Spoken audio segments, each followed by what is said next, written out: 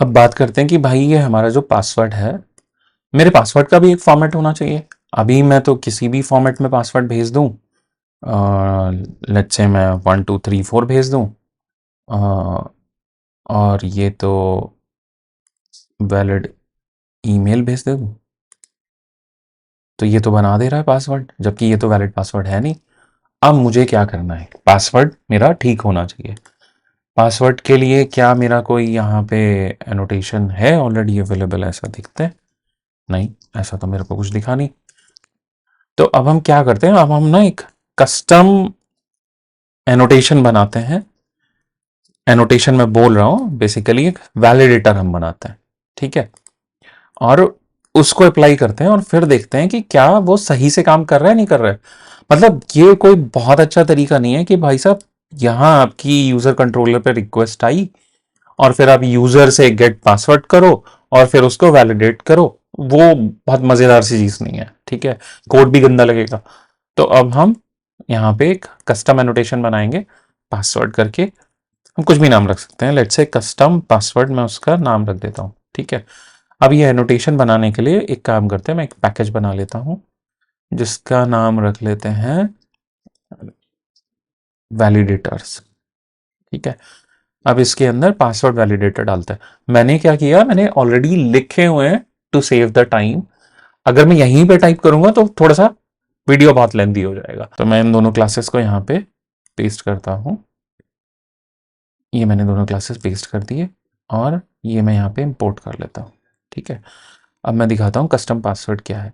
ये एक सिंपल सी एनोटेशन है और इस एनोटेशन में ये लिखा हुआ है कि भाई इसके ऊपर एक कंस्ट्रेंट लगा दिया है। कंस्ट्रेंट क्या लगा हुआ है, this needs to be validated by custom password validator, ठीक है। ये कंस्ट्रेंट एनोटेशन है। कंस्ट्रेंट एनोटेशन कहाँ से आया है, जकार्ता से आया है, ठीक है।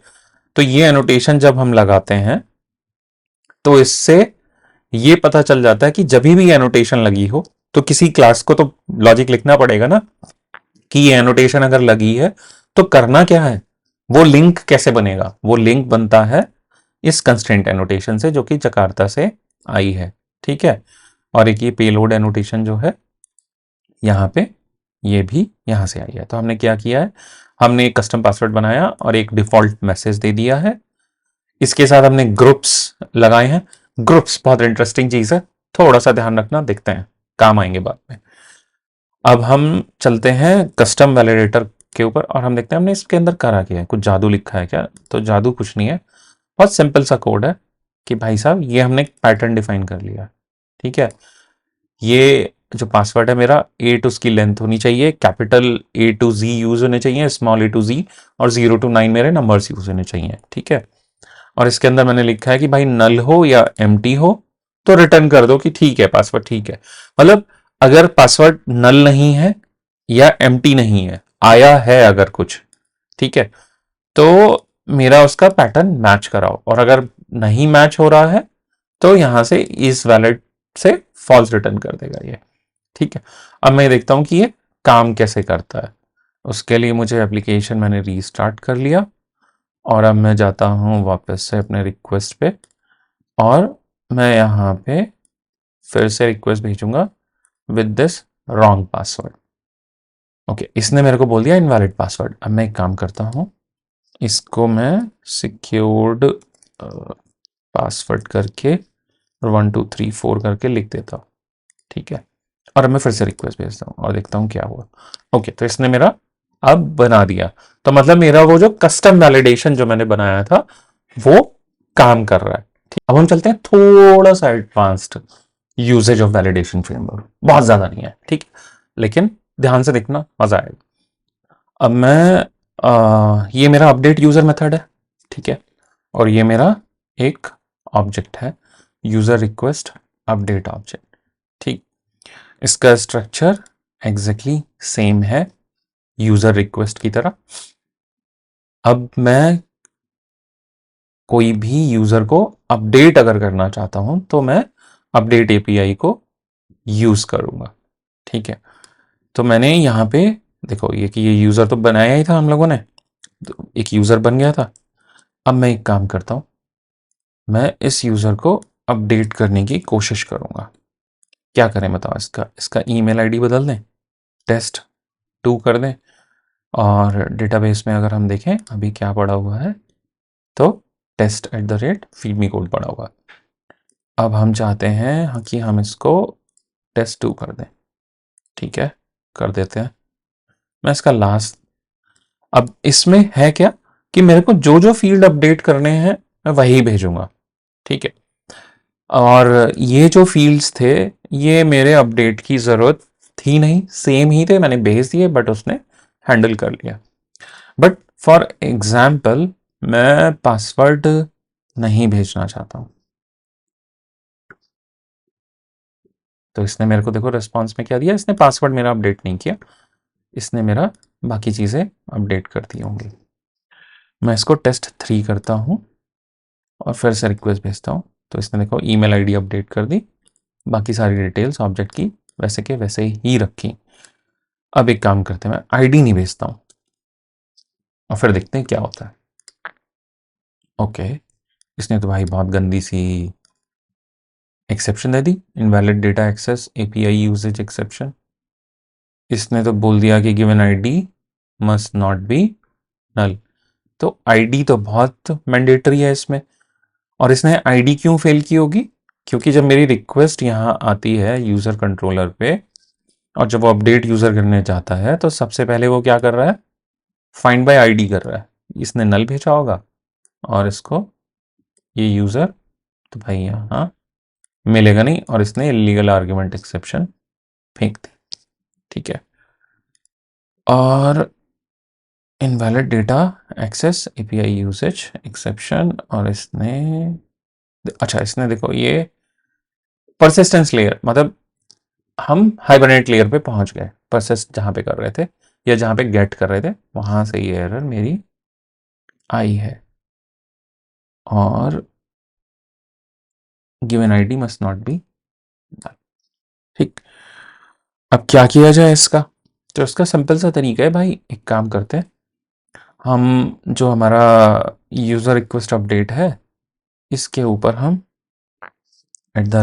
@नॉट नल एनोटेशन लगा देते हैं। ठीक है, और ये तो हमने लगा दिया, तो मेरा ये तो हैंडल हो जाएगा कि जब भी ये नल होगा, नॉट नल होगा, वो मुझे एक्सेप्शन दे देगा। ठीक है, अच्छा एक और मज़ेदार चीज़ है, हम यहाँ पे ना मैसेज भी डाल सकते हैं कि ID should not be null. ठीक है, तो हम कुछ भी मैसेज डाल सकते हैं, नहीं भी डालेंगे तो डिफ़ॉल्ट मैसेज आ जाता है उस फील्ड के लिए। अब ये तो मेरा चल जाएगा। अब इसके बाद बात आती है कि भाई मैं ईमेल गलत फॉर्मेट की भेज दूंगा अब, और फिर देखते हैं कि क्या ये ईमेल को पकड़ पाएगा। ऑफ कोर्स नहीं पकड़ पाएगा, क्योंकि वैलिडेशन तो सिर्फ इस पे ही लगा है। या पासवर्ड को पकड़ पाएगा? नहीं। तो मेरे को यहाँ पे भी एनोटेशन लगाना पड़ेगा, कस्टम पासवर्ड। ठीक है, तो मेरा ये कस्टम पासवर्ड एनोटेशन मैंने यहाँ पे लगा दिया। ठीक, अब उसके बाद ये काम करेगा। मैं रीस्टार्ट करके एक बार आपको चला के भी दिखा देता हूं।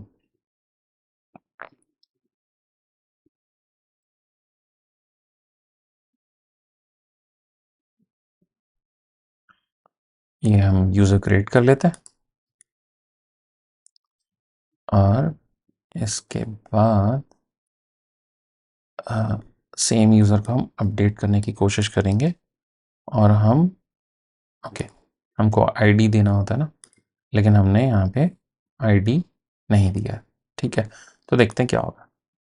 ये इसने मेरे को गिवन है। ओके, मेरे को एप्लीकेशन रीस्टार्ट करना पड़ेगा या नहीं?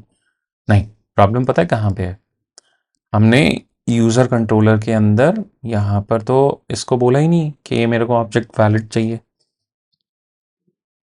इसलिए उसने अप्लाई नहीं किया। हम इसको रीस्टार्ट करते हैं,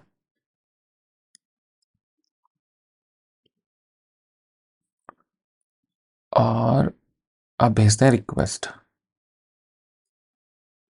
ठीक है, ID should not be null. तो जो हमने मैसेज वहां दिया था वो हमको यहाँ पे मिल गया।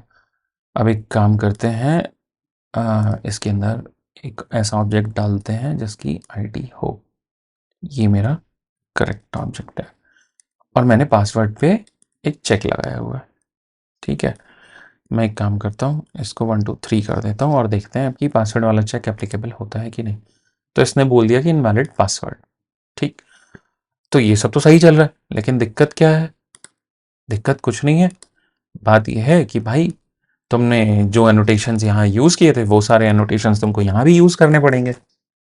तो हम इन दोनों को दो ऑब्जेक्ट ही क्यों यूज कर रहे हैं, है ना। मैं यहाँ पर यूजर रिक्वेस्ट ही क्यों नहीं यूज कर लेता हूँ। तो अगर मैं यूजर रिक्वेस्ट ऑब्जेक्ट को ओपन करूं आपके लिए और यूजर रिक्वेस्ट अपडेट को ओपन करूं, तो चलो पासवर्ड के ऊपर तो एनोटेशन मेरे ठीक हो गए, सही है।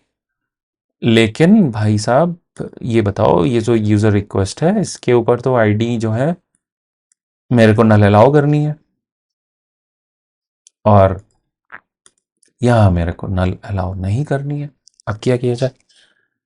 तो क्या हम ऐसा कुछ कर सकते हैं कि हमको ये दो यूज ना करना पड़े और एक से ही काम चल जाए, है ना। हाँ, तो उसका एक तरीका है। वो तरीका क्या है कि भाई साहब हम यहाँ पर जाएंगे और यूज़र कंट्रोलर में चलते हैं। हम इसको रिफैक्टर करते हैं मेथड के सिग्नेचर को। हम इसको बोलते हैं कि भाई तुम यूज़र रिक्वेस्ट ही यूज़ करो, ठीक है। और अपडेट यूज़र के मेथड सिग्नेचर को भी हम बदल देते हैं और हम बोलते हैं कि भाई तुम भी यूज़र रिक्वेस्ट यूज़ करो। तो अब ये यूज़र कंट्रोलर दोनों जगह सेम ऑब्जेक्ट यूज़ कर रहा है। लेकिन अब बात आती है कि मेरे को तो सिलेक्टिव या कंडीशनल एनोटेशन लगाने हैं।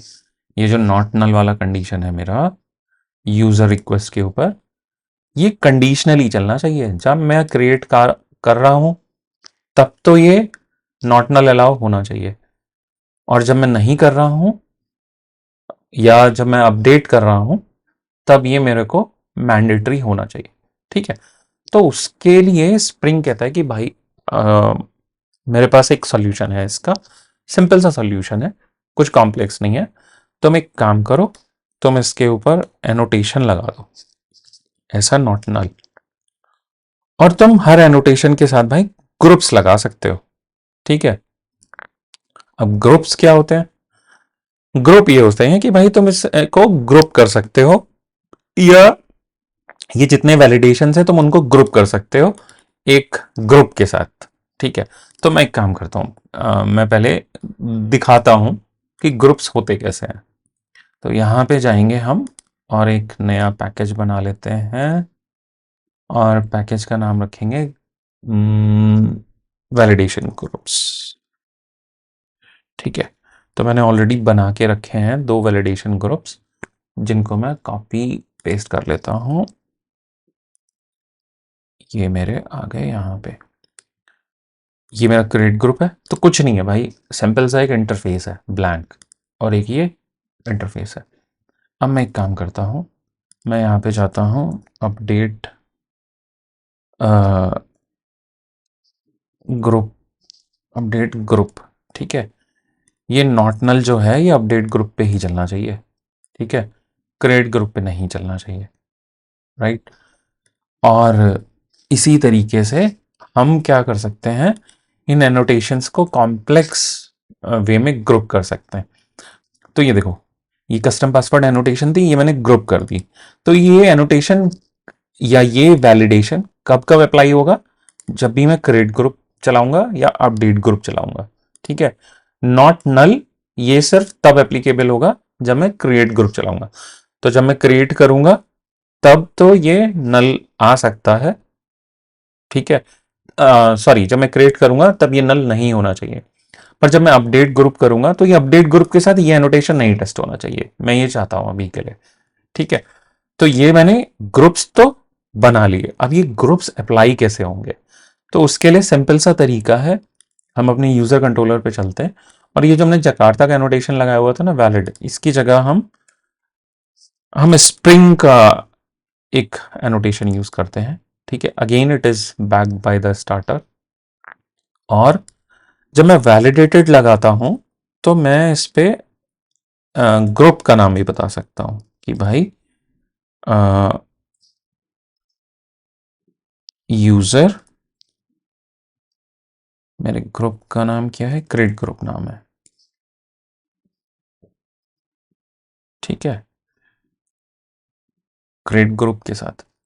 तो इसका कहने का मतलब यह है कि भाई जब भी ये रिक्वेस्ट आए, इस यूजर रिक्वेस्ट ऑब्जेक्ट को वैलिडेट करो, लेकिन सिर्फ वही एनोटेशन लगाओ जो क्रिएट ग्रुप जिसके साथ लिंक है।